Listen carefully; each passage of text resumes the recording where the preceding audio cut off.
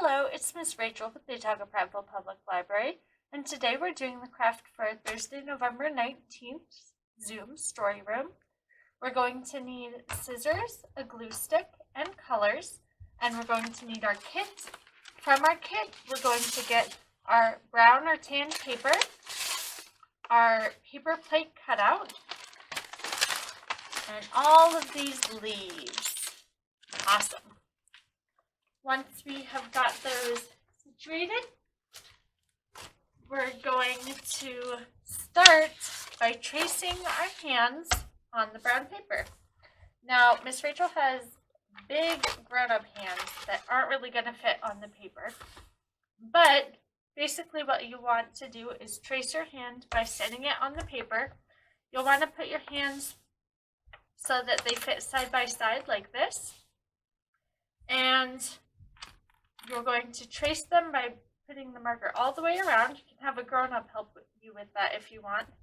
I'm just going to try drawing a hand that's a little bit smaller.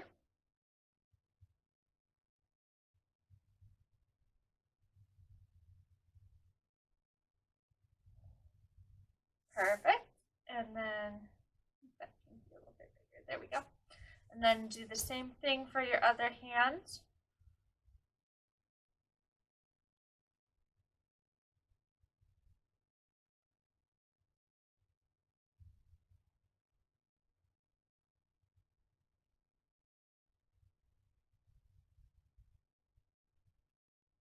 There we go. So my hands are a little bumpy that I drew because I didn't use a template or anything. But that will be okay. Your guys' hands will probably look much better. And now I'm going to cut my hands out and find my marker lid. Here we go. Perfect. We're going to cut out our hands.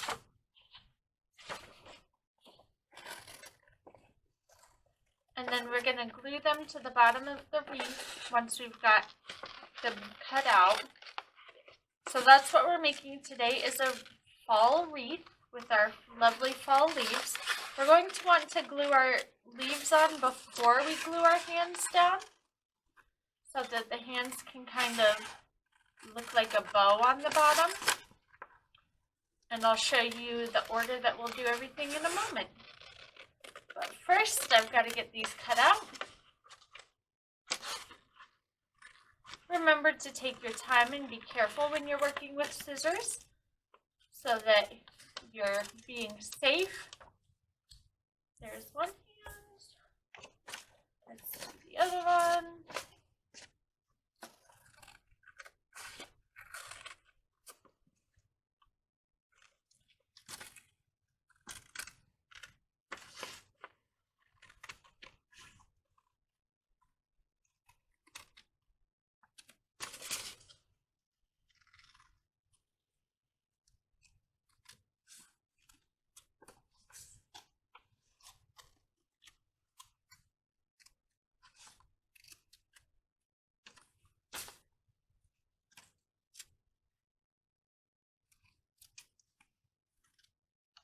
And here is our second hand.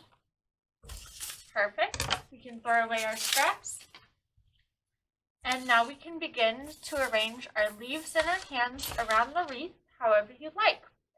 So I want to use this side of the paper plate that points upward. I want that to be facing towards me and pointing upward as it is. And I'm going to start with my biggest leaves and kind of spread them throughout the paper plate. Oops, I went too fast. I didn't press it down long enough. Remember to press down once you glue.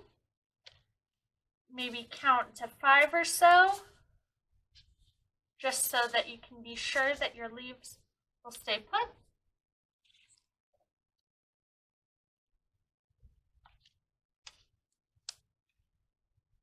Brilliant. Ooh, this yellow one really doesn't want to stay. Maybe if I put another leaf or two on top over by my yellow leaf, They'll stay put a little bit more. You can kind of layer them on top of each other a little bit. And you can have them pointing all sorts of different directions.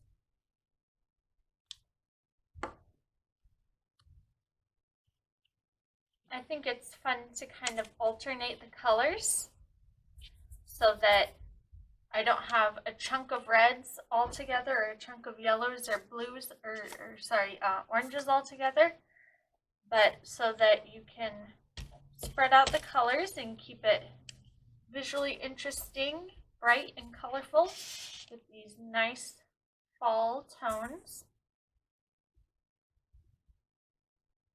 And when you run out of your big leaves, you can start working with your smaller leaves and your medium leaves. Again, you can make a pattern if you want, or you can just stick them all over however you like.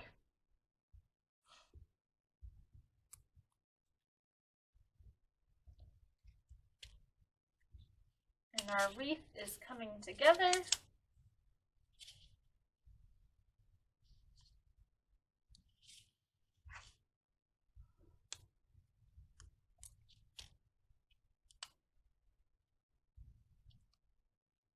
You can use all of the leaves if you want, or you can leave one or two aside for another craft. I'm going to use all of mine, I think, just to make it nice and bold and bright. And then you can decide where you want the top of your wreath and the bottom of your wreath to be. I want my top to be, I think, right here where these smaller leaves are. So I'm going to put my hands for the bow on the bottom. And you can kind of crisscross the thumbs over like this and put a little bit of glue between them to hold them together. And then we can put a little bit of glue on the back. Just a nice purple spot of glue. And stick that on the bottom. Once we've got our gluing done, you can add interest and color to the leaves by using markers or colors, crayons or colored pencils. And you can put the inside lines that you see on leaves sometimes that come up from the stems. Or you can leave the leaves be and you can color the parts of your wreath that are peeking out. Lots and lots of options. I'm putting some green on my yellow leaves, and I'm going to put some red on my orange leaves.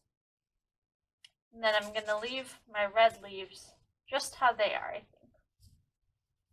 You can also color your bow down here with your hands if you'd like. It's totally up to you. And there we have it, a beautiful fall wreath. I hope you guys enjoyed crafting with me today, and we hope to see you again next time. Bye!